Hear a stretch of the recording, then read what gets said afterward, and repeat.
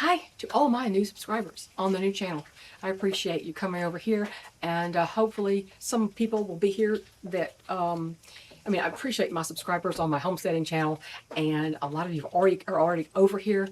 Thank you, appreciate it. But I want to divide this up, and so we're talking publishing, writing, inspiration, editing, marketing, all that kind of stuff, which I am no expert on. I'm not expert on any part of this. However, I wanted to mention that Irises in September is getting a brand new cover, an updated cover to match book number 2, which will be out before the 15th of March. I hope. I'm waiting on the draft to digital to send the proof copy.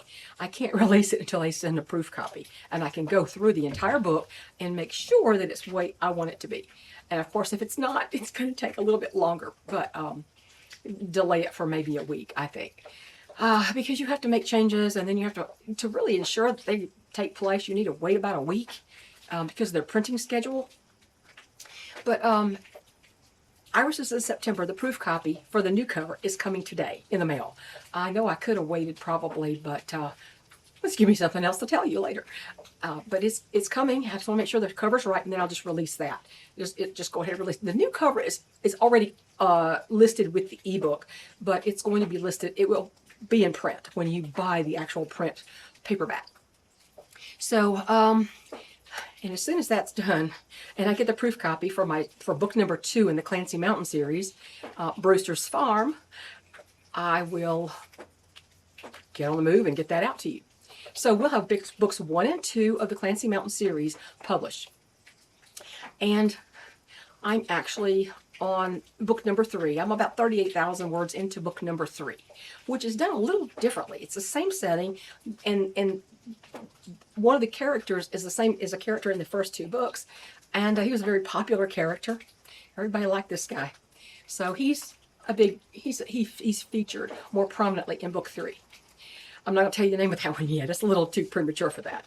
So, so if you haven't ever read Irises in September, maybe you're wondering if my books are for you. If this series in particular, I may do something a little different with the next. I'm not sure.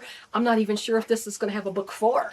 The plan was first a standalone, and then somebody made a comment. I went, huh. And so book 2 was born, and book 3 is coming along. And so, let me tell you a little bit about these books. Where are my books set? Where's the story set? Where are these stories set? And because I live in the North Georgia mountains, and I love them, and I'm mostly familiar with them. Now, I've lived in the Rockies and the Wasatch Mountains, both. Career Air Force family here. And I love the West, but the North Georgia mountains are really my heart. They are much older than the Rockies or the Wasatch Range, and they're rounded and they're tree covered, and they're just beautiful. And the people here are so friendly. So my books were, Irises was set in the North Georgia mountains, not right here where I live, but east of me in a different county. And it's like the town is fictionalized. It's kind of based on a town and a county, but it's fictionalized, and so it's not the same name. That would be tough since I don't live there. But I have been there once or twice, I think. And so it's a rural setting. It's a mountain setting, and it involves people who. Irises involves a woman whose husband passed away. She lived in the suburbs west of the mountains, and when her husband died, and she realized she needed to form her own life, she made a decision. Let's just say that most women wouldn't make if they were following the general advice as to what you should do after a traumatic event. You should not make big decisions after that. Well, she made a big decision, and it turned out to be a wonderful decision. And so the town of Clancy was born. And she goes through a lot of trials, and she has a little bit of drama, but she makes a life for herself. And I think I guess these books are what you would call clean books. They, there's a little bit of, there might be a kiss here and there might be a hand holding, there might be,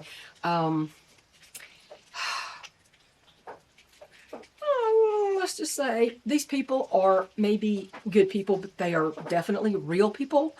And so there is inappropriate times. There might be a cuss word or two. However, that's not often. And you will never hear the worst of that from my books. The F word is nowhere to be found in my books. It will never be. And these people, they're real people, though. They have human emotions and human reactions to things. And so let's start to rain more. I hope I can filter that sound out. So they're set in a rural town in the mountains. Iris's is set up on the mountain, and with the town below. And the second one is set on a farm at the town right below in the foothills, under where she moved. And there's personalities, and there's conflict, and there are emotions, heavy emotions. There's grief, there's loss, there's transformation afterward. And I think the book number 3 is going to be set in the same town. However, it's going to take place a little bit further, after the second book ends. And it's going to be, what's going to happen there is going to be basically, sorry about the sound effects. People do tend to shoot target practice around here. Sorry, my roosters crow too, but it's raining, so they're not going to be outside crowing. What happens to a small town after years, an influx of people, and what happens? Crime goes up, and the citizens have to deal with a new reality. And I hope you're going to like that. Well, let's just stick with number 2 here. It is coming out very soon. If you don't like a lot of, let's say, spice, you might like these. Yes, a cuss word here and there, maybe a kiss, and a little bit of, not really romance, but there's some stuff that happens. Let me just say, there's some stuff, especially in book 2 and book 3, especially 3. 3 is wow, yeah. So that might tell you if my books might be for you. They're not excessively lengthy. Definitely novel length, but not excessively lengthy. But book 2 it's longer than book 1, and book 3, I'm thinking it's probably going to fall in between those two. I'm not sure yet, because, like I said, I'm only 38,000 words into it, so I don't know exactly where it's going to fall. So that's what's going on with that. And I'm going to reduce the ebooks as a celebration for the release of book number 2. So I hope you will let me know how you like the books. And I want to thank my beta readers. I had beta readers this time. I didn't with the first one. I had beta readers this time. And they're going to each receive a physical copy of the book that they beta read for me. And their input was invaluable, and I appreciate it. And I'm going to have a couple of the same ones for the third one. And a special friend has graciously offered to sign on as a beta reader for book number 3. And I think she'll have a special insight to help me with some of the facts in book number 3. So, anyway, that's all I want to say. Stay tuned. Like I said, as soon as the proof copy arrives for Brewster's Farm, I will read it very quickly, and I will approve it if it's provable. I think it will be. I mean, who knows? But sometimes you don't know until it comes out and you see it in physical form. It's easier to catch mistakes and things on a physically printed page, in my opinion, than it is on a computer screen. But we're all human, and you can read a manuscript 100 times, literally 100 times, and boy, by that time you don't want to read it anymore. And you can still find, like maybe you've repeated a word like and or something like that. Those are easy to gloss over with your eyes. It's just the way your brain works. But we'll find out. So stay tuned and let me know if you would like to read them, if they sound interesting to you. Take care, everybody.